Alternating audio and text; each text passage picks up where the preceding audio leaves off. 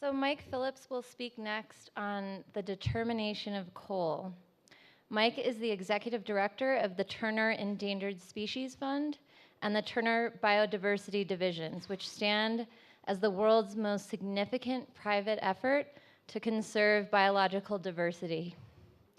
Prior to TESF and TBD, Mike worked for the U.S. Fish and Wildlife Service, leading the historic effort to restore red wolves to the southeastern United States, and for the National Park Service in the historic effort to restore gray wolves to the greater Yellowstone ecosystem. Thank you for that. He was elected to the Montana legislature in 2006, and he will serve as a state senator through December of 2020. Please welcome Mike Phillips to the stage.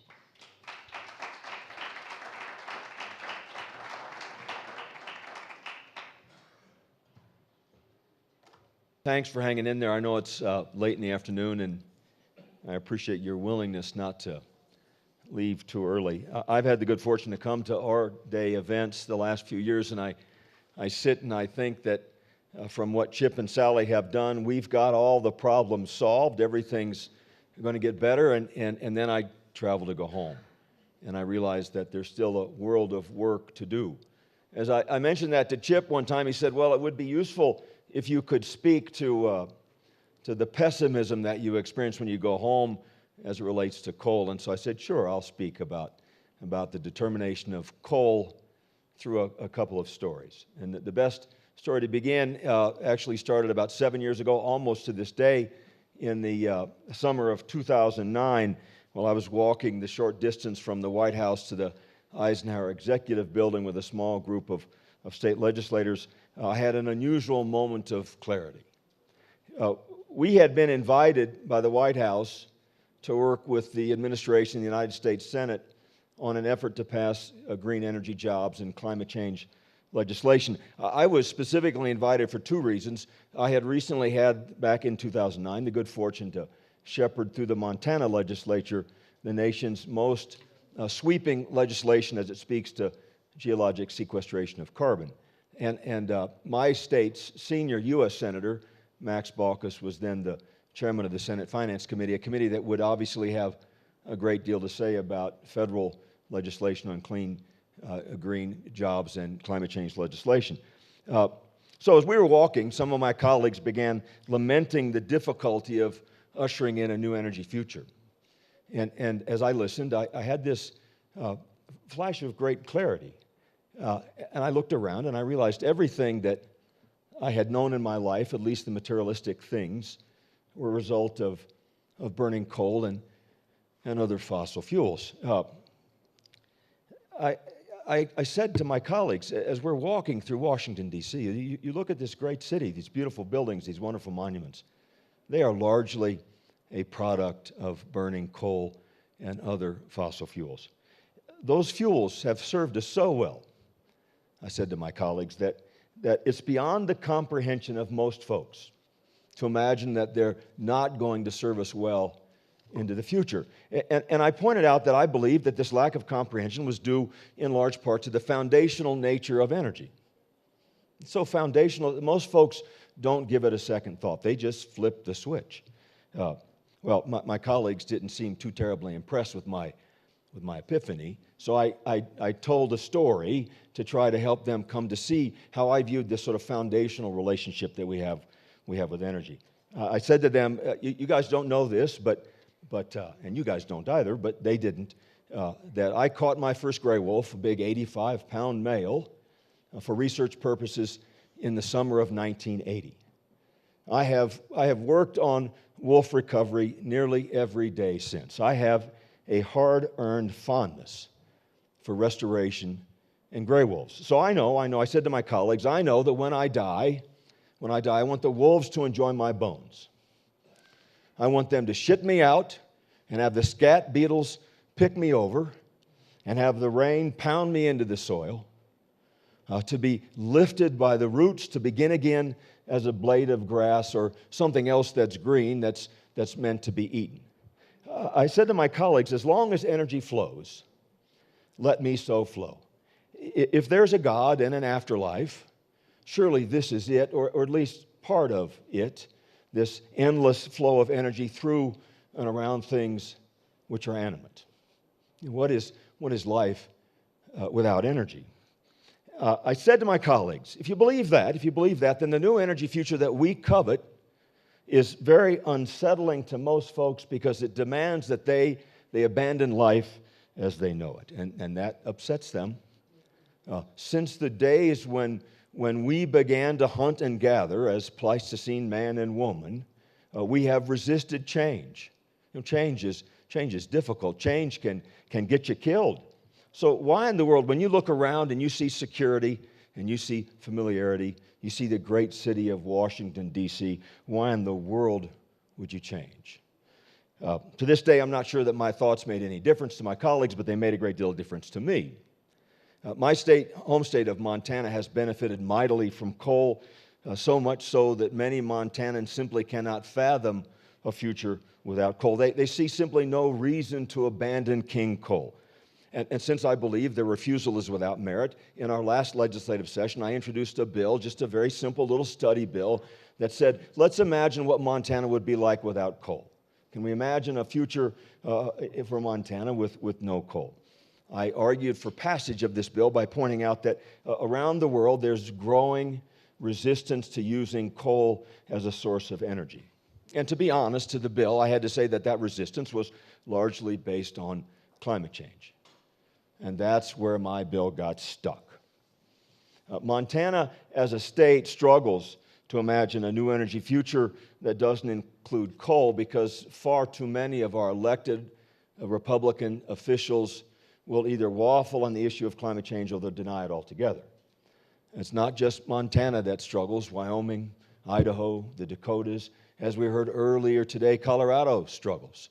It's a difficult issue for many states, as they've got leaders that aren't willing to recognize the seriousness of the problem. Montana's struggle directly influenced my bill. I continued with my hearing. When I introduced the bill, I pointed out to my colleagues that we should plan for Montana's coal to become a stranded asset because elevated concentrations of CO2 are a problem. It mattered not one whit when I said to my colleagues that, Montana is just a banana in a bunch of international and national economic activity.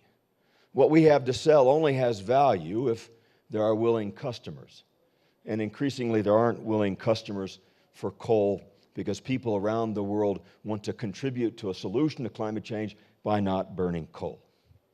After I finished my introduction for this little study bill, my seatmate, a colleague I have served with for 10 years, from Colstrip, Montana, simply could not contain himself. He gets out of his seat and sits in the audience so he can serve as a spirited opponent to my bill. Now, this is really an uncommon move for a Montana legislator because if you remove yourself from your committee seat to testify for or against a bill, you relinquish any opportunity to contribute to the hearing by questioning the proponents or the opponents or the informational witnesses that are there to testify for or against the bill. Effectively, if you choose to get up and be in the audience testifying for or against a bill, you have relinquished your office at least for the rest of that hearing.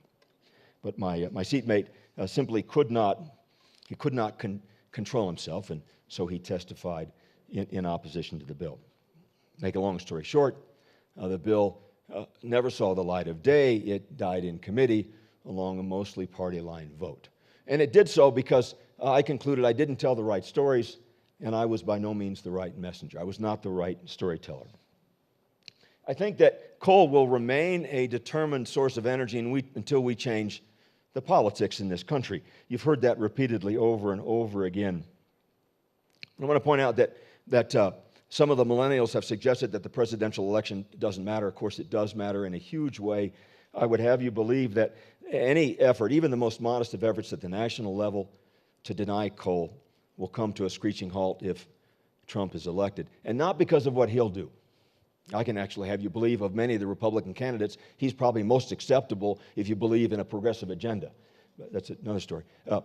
But his presidency would be problematic because of what the United States Congress would do with him in the White House and what the United States Supreme Court would become with him in the White House. Voters and votes have always mattered. And with each passing year, as we get closer to the point of no return with CO2, they matter even more. But as we try to rally those votes to move us in a useful direction to deny coal, we have to recognize that providing voters with more and better information is simply a certain path to failure. We know from a mountain of evidence that a great majority of voters pay very little attention to politics. If you doubt that, I invite you to come to Bozeman, Montana. It's a great place. Come to Bozeman, Montana. We'll go to Ted's Montana Grill. I'll buy you a good bison burger, but then we'll go knock on doors. And if you want to find a bunch of folks that are uninvolved in politics, just start knocking on doors during a presidential election. A new politics in this country is going to demand, that would deny coal, is going to demand that we do a better job telling better stories. And it's not just enough to tell better stories. We have to have the right storyteller.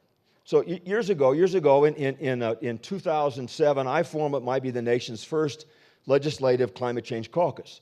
And the aim of these legislators was to simply disseminate information about climate change. And I invited some really well-known people to come speak to the legislature. Dr. Steve Running, a friend of mine, University of Montana, Nobel laureate, came and spoke about the science of climate change. My Republican colleagues didn't show up. In response, what they did is they invited the president of a coal company from Utah to give a talk, and they filled the room. And I went, sat in the front row, and listened very politely. And when he finished, I had one question, because he'd made such a big deal over the fact that how could CO2 be such a problem when it's so very uncommon? And he made the point by showing a football game. I don't know why he chose Florida State, but it was a Seminoles game, Florida State University. Stadium was packed full of people. And he had one little light bulb icon that would say, in this stadium, if these are molecules of atmospheric gases, there's your CO2, that one person sitting in row E8. And I thought, well, that's an interesting metaphor. But anyway, so I let him finish, and I asked him, I said, one question. We know by definition that CO2 is a trace gas. By definition, it's uncommon. But we also know that in nature, sometimes things can have profound impacts, even though they're very uncommon. For example, your genetic makeup is 98, 99% the same as a chimpanzee, but you're not a chimpanzee.